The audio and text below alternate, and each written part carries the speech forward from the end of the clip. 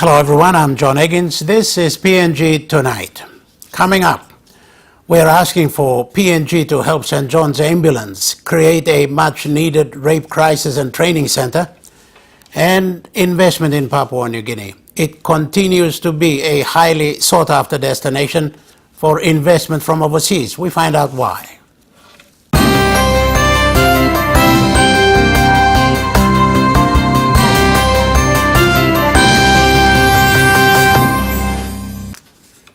Every week we see the headlines, we hear the stories, but what about the victims?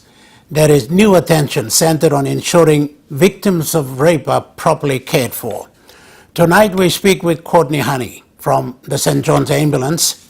The organization is one of many who are seeking to address this problem.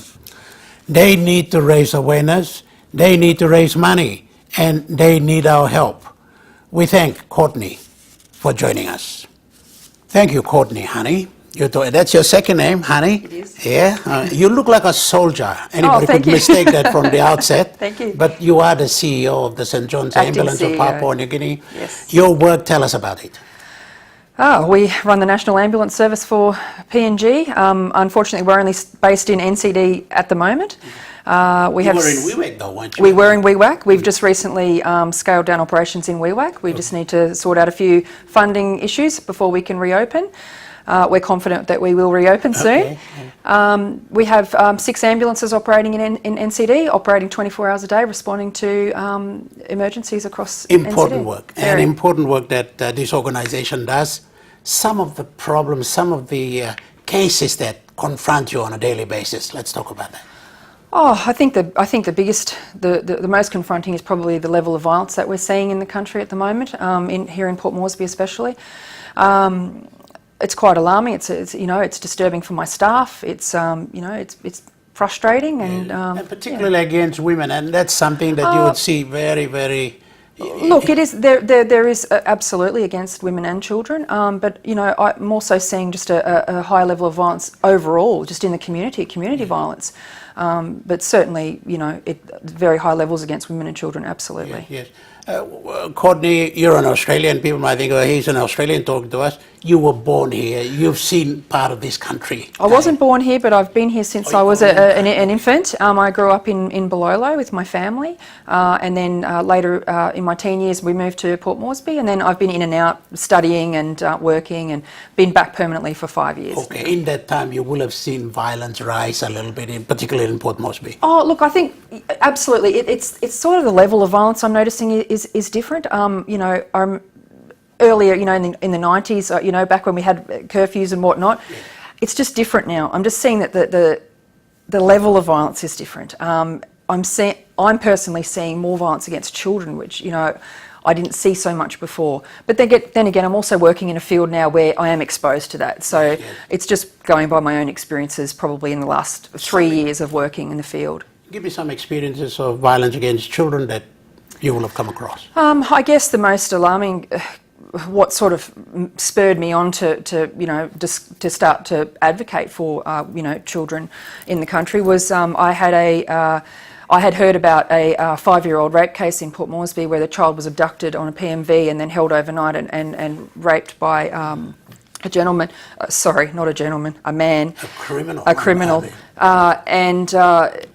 I had heard about this case as we had transported that child. At the time we had Gerahu Hospital, and Gerahu Hospital then didn't treat rape cases. We gave them initial treatment and then we referred them to the major hospitals. I had heard about this, and I made it pretty clear to my staff that any child sexual assault case, I would like to offer that family more support. A lot of these children are living in the settlements and don't have access to transport and basic health care. So I wanted to offer that service to them. We offered that service to the family, and they were very grateful. With that then came the long and arduous task of trying to get that child the appropriate treatment and the appropriate follow-up care. Were you able to do that? No, what I would say that we weren't really successful in that. And that showed a lot of gaps for me in some of the services that we have.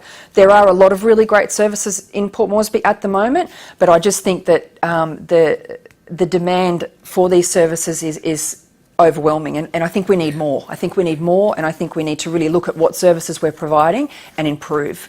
So no, this child, I spent 7 days pretty much myself with this child and one of my staff members, going to the hospitals with her, trying to get the appropriate treatment. I mean, she was sent home with antibiotics, she wasn't even examined. Came ongoing health issues. The reporting, then going onto police, the reporting, was not carried out properly. Now, for what reasons, I don't know. I'm not critical. I work very well with the police. I think that just we're all seeing gaps in different services that we're providing, and I think as a whole, as a community and all the services, we need to start to get together and go, come on, we can do better. We can absolutely do better. Yes. So that's where... Okay. And those gaps, do we need to speak to the higher authorities, speak to government, speak to people like that? I think we need to be talking to everybody. I think we need to be talking to people at a community level.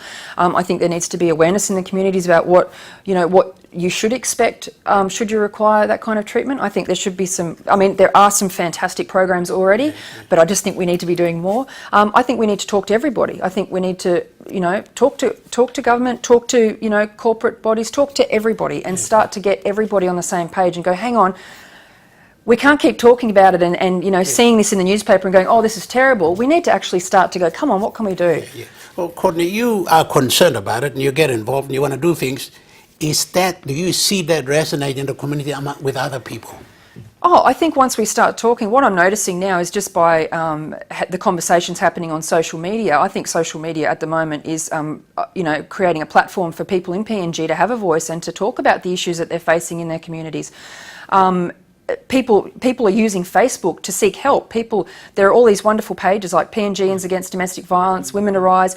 People are coming onto those pages now and saying, "Hey, I'm so and so from ATS, and I don't know what's available to me."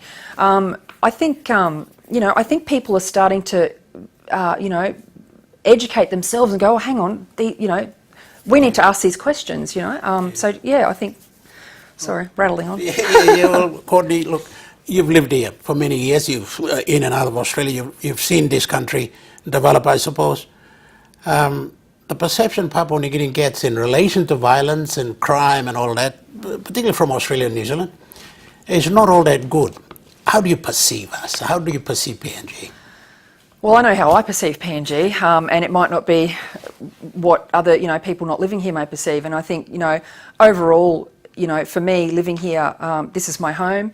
I'm not really interested in what other people perceive, this country to be, and what, I'm not interested. I'm interested in what we can do as a community here to, empower each other and improve the services and bring down, look at the violence and go, what can we do about it? What can we do about it? Let's start talking about it. Let's start having services for men, women and children. Let's look at it as a whole, and let's do it as a community. And let's not worry about what everybody else is thinking. Let's just look after it. Let's do something about it.